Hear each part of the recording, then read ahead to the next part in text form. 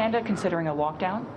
We are looking at all possible different measures. As I've said repeatedly, nothing is off the table. Justin Trudeau not ruling out additional strict measures to stem the spread of COVID-19. Just moments after the Prime Minister revealed the Canada-U.S. border will be closing Friday at midnight to non-essential travel like tourism, while still allowing border crossings for trade to keep up supplies of food, fuel, and more. Both Canadian officials and the U.S. Secretary of State confirmed the temporary closure will be in place for 30 days, at which point it will be reviewed.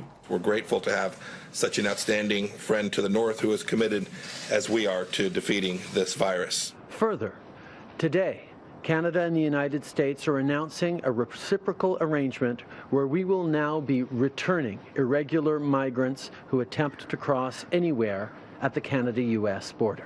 That measure, a reversal to Thursday's announcement that said asylum seekers entering Canada on foot would be put in isolation.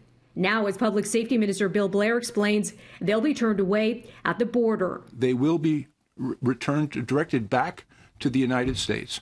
And for those individuals who are already across the border and have already entered into our system, we have made the appropriate arrangements so that those individuals will continue through the process, but they will be accommodated in temporary shelter, which is appropriate to enforce the 14-day period of isolation.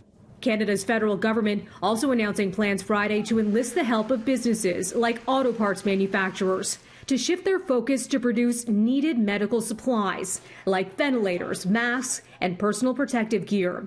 The plan to mobilize industry to fight COVID-19, announced by Trudeau, will offer support not only to retool manufacturing lines, but also help scale up existing production. To ensure that we can quickly produce here in Canada the things we need.